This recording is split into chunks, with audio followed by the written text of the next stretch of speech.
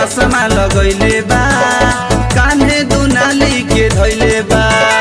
यहाँ के हवे बरांड हो, यूपी बिहार में छैले बा। अखिया में चश्मा लगैले बा, कान्हे दुनाली के धैले बा। यहाँ के हवे बरांड हो, यूपी बिहार में छैले बा। पुलिस प्रशासन सभे पूछेला हमनी से हई का,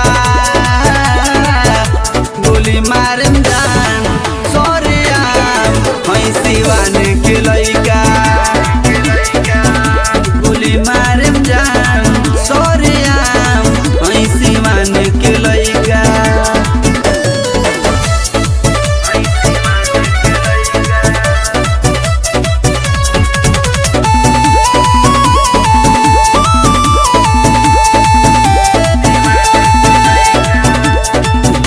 राजा के कहानी हो, यूपी बिहार बता दी हो। राइटर रंजन आदित्य के कैसे के केहू भुला दी हो। दीपू राजा के कहानी हो,